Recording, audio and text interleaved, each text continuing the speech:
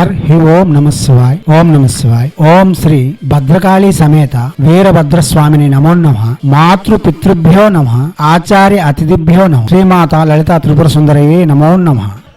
శివశక్తి స్వరూపులారా, మనం చాలా మంత్రయోగాలు తంత్రయోగాలు చెప్పుకుంటూ వస్తున్నాం. ఇప్పుడు అతి రహస్యమైన, శక్తివంతమైన, సర్వ విధములైన ఉపయోగయుక్తమైన ఇంద్రాక్షి మంత్రం గురించి చెప్పుకుందాం. ఈ ఇంద్రాక్షి అనేది ఇంద్రుని యొక్క భార్య అయిన సచీదేవి. ఈ మంత్రము చేయడం వలన ఎన్ని ఉపయోగాలు ఉంటాయో ఇప్పుడు సంకల్పంలో చెప్పుకుందాం. వివరంగా చెప్పాలంటే ప్రసంగం చాలా పెద్దదిగా మారిపోతుంది, కాబట్టి సంకల్పం చెప్తాం. దాన్ని మీరు వింటే ఈ మంత్రము ఎన్ని రకాలుగా ఉపయోగపడుతుందో మీకే అర్థం అవుతుంది. ఇంద్రుడు 14 లోకాలకు అమరావతికి చక్రవర్తి, అనగా దేవలోకమునకు చక్రవర్తి. దేవతలు సకల లోకములను పాలించే అధిష్టానం వహిస్తూ ఉంటారు. వారందరికీ ఇంద్రుడే చక్రవర్తి. ఈ 14 లోకములకు పాలించినది అమరావతి అయితే, ఈ 14 లోకములకు పోషించినది మృత్యుభూమి, అనగా భూలోకము. ఈ 14 లోకములు యథేచ్ఛగా తమ ఉనికిని తాము చాటుకోవాలంటే భూలోకంలో కర్మకాండలు జరగాలి. భూలోకంలో మానవులు పూజాది విధులు గావించాలి. భూలోకంలో మనుషులు పూజలు కర్మకాండలు చేయకపోతే 14 లోకములకు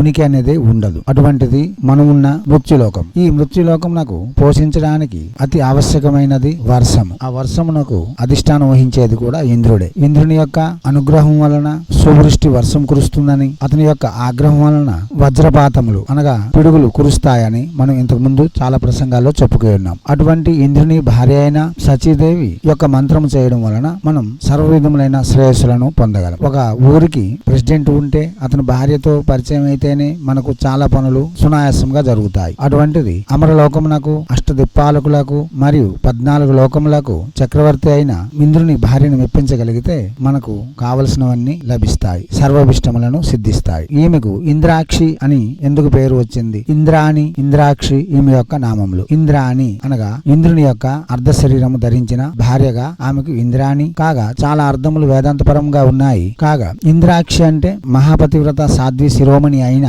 సచీదేవి తన భర్తను ఎప్పుడు తన 2 కళ్ళతో చూస్తూ తన కళ్ళ నిండా ఇంద్రుని నింపుకొని తన భర్త యొక్క ప్రేమను పొందేందుకు అనుక్షణం ప్రయత్నం చేస్తుంది. కాబట్టి ఆమె కళ్ళ నిండా ఇంద్రుని యొక్క ప్రతిబింబమే నిండి ఉంటుంది. కాబట్టి కాగా దివ్యాత్మ స్వరూపులారా, భర్తకు భార్య, కార్యేసు దాసి, కరణేసు మంత్రి, భోజ్యేసు మాత, రూపేచ లక్ష్మి, శయనేసు రంభ, క్షమయా ధరిత్రి అని మన హైందవ సనాతన ధర్మం చెప్తుంది. అంటే ఆమె కరణేసు మంత్రి అంటే ఇతను చేసే ప్రతి కార్యములో మంత్రిగా సలహాలిస్తూ తనను ముందుకు నప్పిస్తూ మార్గమును చూపించే భార్య. కాబట్టి తన నేత్రములే ఇంద్రునికి మార్గమును చూపించే విధముగా అర్థము చూపిస్తూ ఈమెను ఇంద్రాక్షి అని నామం కూడా వచ్చింది. ఈమెను ఇంద్రాక్షిగా పిలువబడుతూ ఉన్నది. అయితే ఈ మంత్రం చేయడం వలన ఎటువంటి శ్రేయస్సులు కలుగుతాయి అనేది ఇప్పుడు చెప్పుకుందాం. సంకల్ప రూపంలో చెప్పుకుందాం. సంకల్పము మమ సర్వరిష్ట నివారణార్థం, మమ సర్వాభిష్ట సిద్ధ్యర్థం, మమ సకుటుంబస్య క్షేమ స్థైర్య విజయాభ్యుదయ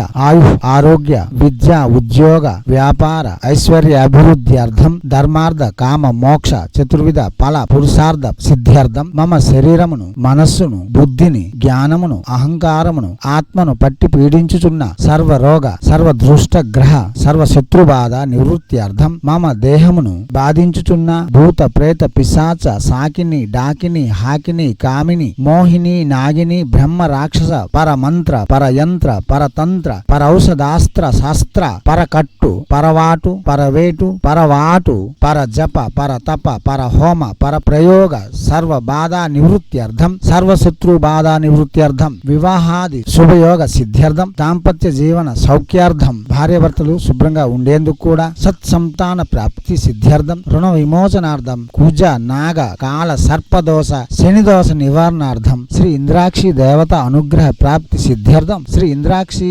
పరదేవత ప్రీత్యర్థే జపే వినియోగ అని సంకల్పంగా చెప్పుకోవచ్చు. ఇలా చెప్పుకున్న తర్వాత మీరు ఇది విని అక్షరములను రాసుకొని సంకల్పం చెప్పుకొని జపం చేయటం చాలా మంచిది. ఈ జపం చేయడానికి ఎవరైతే ఇష్టపడుతున్నారో వారు సుస్నాతులై ఉండాలి, శుచిశుభ్రతలు పాటించాలి, అలంకారయుక్తంగా ఉండాలి, మంచి వస్త్రములను ధరించి తేజోమయంగా కనిపిస్తూనే ఈ జపములు చేయవలసి ఉంటుంది. ఎందుకంటే మనం ఆరాధన చేస్తున్నది చక్రవర్తి యొక్క భార్యను. దానిని దృష్టిలో పెట్టుకొని మనం అలంకారయుక్తంగా అప్రమత్తంగా ఉండాలి. కాగా మద్యపానము, మాంసభక్షణ, పరస్త్రీ వ్యామోహం పూర్తిగా నిషేధము. ఎందుకనగా ఇంద్రుడు స్త్రీలోలుడు, ఆమెకు స్త్రీలోలుడైన పురుషుడంటే చాలా విరోధమే చేస్తూ ఉంటుంది. కాబట్టి ఇంద్రాక్షిని మెప్పించాలనుకునే వాళ్ళు పరస్త్రీ అందు ధ్యాస కూడా ఉంచుకోకూడదు. ఇదే స్త్రీమూర్తులే చేయాలంటే పరపురుషుని అందు ధ్యాస ఉంచకూడదు. మనసులోను కూడా కల్మషం ఉండకుండా జపం చేయవలసి ఉంటుంది. ఉదయం సాయంత్రం పూజించుకుంటూ యథాశక్తి పూజిస్తూ గ్రామదేవత యొక్క, శివాలయం యొక్క లేక సమీపంలో ఏదైనా దేవాలయములు ఉంటే దర్శనం చేస్తూ తూర్పు అభిముఖంగా కూర్చొని జపం చేయవలసి ఉంటుంది. తూర్పు దిశ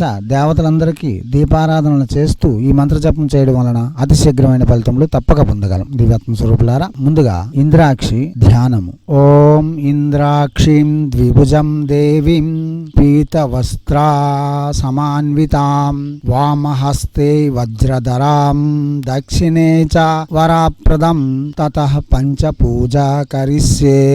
రెండు భుజములతోను పట్టు వస్త్రములతో తేజరిల్లుతూ దేదీప్యమానంగా దర్శనమిస్తూ ఎడమ చేతి యందు వజ్రాయుధమును, కుడి చేతి అభయహస్తముతో దర్శనమిస్తున్న శ్రీ ఇంద్రాక్షి దేవతకు పంచపూజలు చేస్తూ ఉన్నాను అని చెప్పి పంచపూజలు చేయవలసి ఉంటుంది. పంచపూజలు: లం పృథ్వీ తత్వాత్మికాయై గంధం సమర్పయామి, హం ఆకాశ తత్వాత్మికాయై పుష్పౌ పూజయామి, యం వాయు తత్వాత్మికాయై ధూపమాగ్రాపయామి, రం అజ్ఞాత్మికాయై దీపం దర్శయామి, యం అమృతత్వాత్మికాయై అమృతం మహానైవేద్యం నివేదయామి, సం సర్వాత్మికాయై సర్వోపచార పూజాం సమర్పయామి అని పంచపూజలు చేసుకున్న తర్వాత మనం ఈ జపం దేనికోసం చేస్తున్నాం అన్నది వినియోగంగా చెప్పుకోవాల్సి ఉంటుంది. ఇప్పుడు వినియోగము: ముందు ఆచమనం తీసుకొని దేహశుద్ధి చేసుకొని, ఆచమ్య ప్రసంగములు 3 చేసి ఉన్నాము, దేనిలో ఒకదాన్ని చేసుకొని తర్వాత దేహశుద్ధి చేసుకున్న తర్వాత దేశకాలౌ సంకీర్తన శ్రీమాన్ గోత్రస్య ముఖ నామధేయో అని మన గోత్రనామములు చెప్పి మమాత్మానః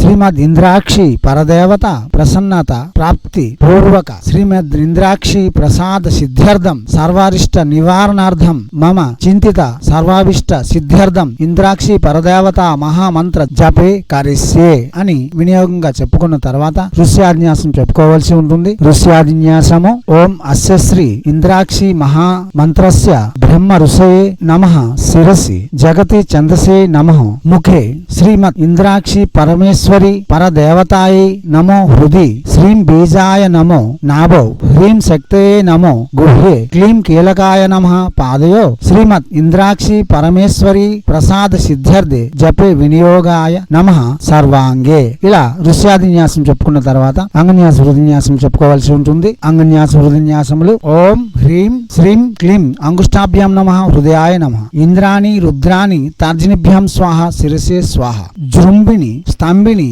మోహిని మధ్యమాభ్యాం వసట్ శిఖాయ వసట్, సర్వారిష్ట నివారిణి శత్రు సంహారిణి అనామికాభ్యాం హుం కవచాయ హుం, ఓం ఆం శ్రీం హ్రీం కనిష్ఠికాభ్యాం వౌసట్ నేత్రత్రయాయ వౌసట్, సమోహిన్యై నమః స్వాహ కరతల కరపుష్టాభ్యాం హస్త్రాయ ఫట్ భోర్భోసోరమితి దిగ్బంధః.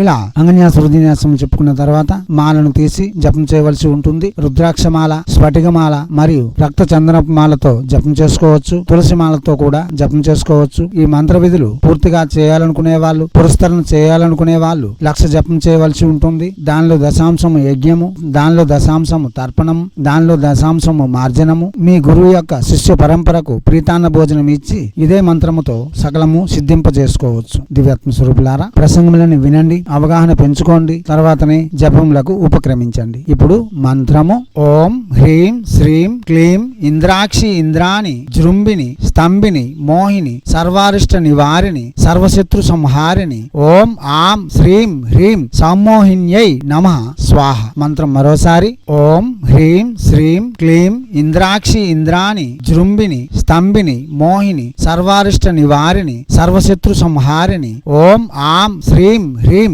సమ్మోహిన్యై నమః స్వాహ. మంత్రం మరోసారి: ఓం హ్రీం శ్రీం క్లీం ఇంద్రాక్షి ఇంద్రాణి జృంభిని స్తంభిని మోహిని సర్వారిష్ట నివారిణి సర్వశత్రు సంహారిణి ఓం ఆం శ్రీం హ్రీం సమ్మోహిన్యై నమః స్వాహ.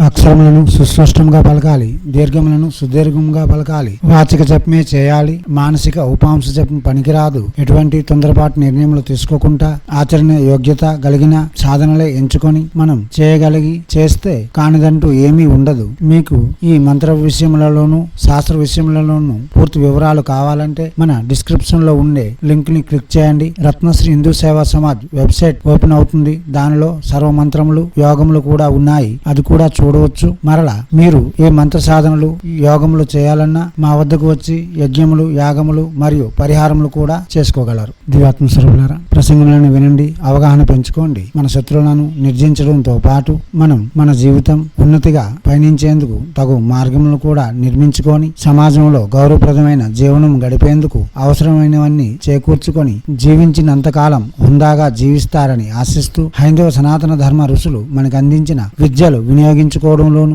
భారతీయ సంస్కృతి సాంప్రదాయాలు కాపాడడంలోను మనకంటూ ఒక గుర్తింపు తెచ్చుకుంటారని కోరుకుంటూ ఎప్పుడూ మీ సేవలో రత్నశ్రీ హిందూ సేవా సమాజ్ ఆచార్య భీమసింగి రవికుమార్ అర్ అఫ్ నిఖిలానంద సాగర్ మహారాజ్.